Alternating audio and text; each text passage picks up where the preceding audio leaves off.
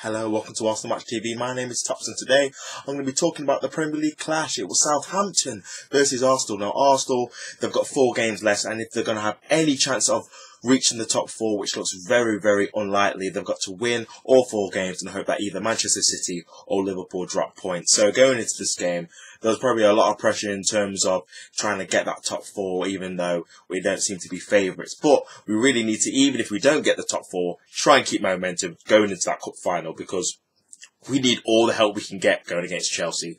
So to say that we start this game with no motivation and no willpower or fire or determination to actually try and win the game, that's probably the best way to describe it. This felt like a pre-season friendly. It was just drifting by. There was no real tackles. I was surprised by the lack of intensity by both teams, to be honest, with Arsenal, as I said, trying to go for top 4, and Southampton, they normally are always up for a game, especially at St Mary's against us. Beat us 4-0 last season, 2-0 the season before. But as I said, the game kind of drifted in this first half. There's no real chances by Arsenal. We only had a shot on target by the 42nd minute, and Southampton, they had a glorious chance made by Gibadini. He was through on goal against Petr Cech, which he made a nice smart save. But apart from that, to be honest with you, as I said, it felt like just like a friendly, like it was like the beginning of July, and these teams, okay, we'll just play each other just because we have to, kind of feeling. There was no real urgency in the game or intensity, and it was kind of a snooze fest, and we've said that a lot in terms of Arsenal games this season. But as I said, it was 0-0 going into the break at half time.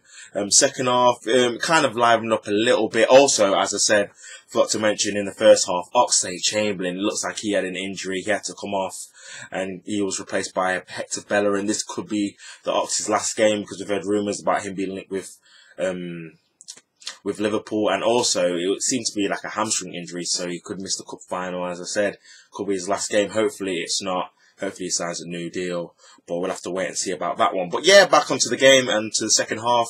It became a bit more lively. Southampton, they were starting to push more for a goal, really. I think they could sense that we weren't really at it in terms of intensity-wise and in terms of creating a lot of chances.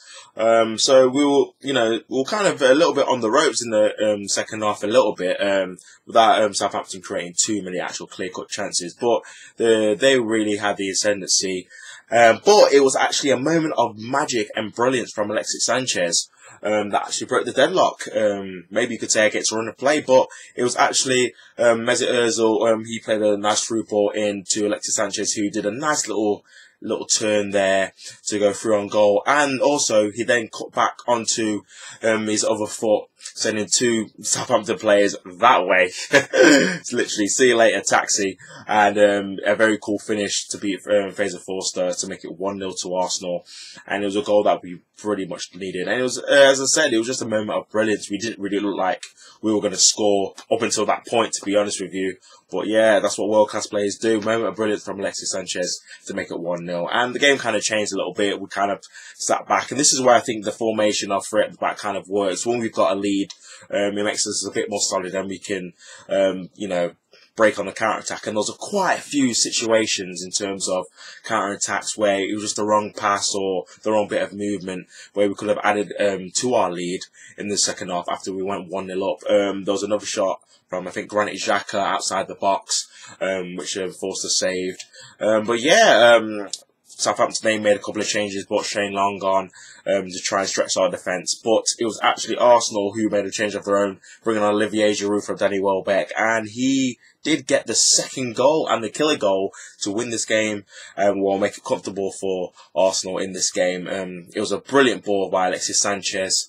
Another piece of, world-class play by him into the path of Aaron Ramsey, who, to credit to Aaron Ramsey, he did a nice cushion header back to Olivier Giroud.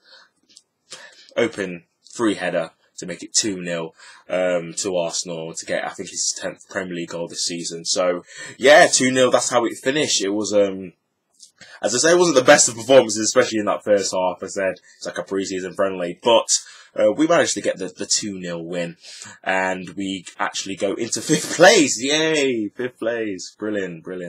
But yeah, so 5th place, 3 points behind Manchester City. I think 4 behind Liverpool, but we've got a game in hand against Liverpool. So yeah, we'll move on to Stoke away, comfortable victory.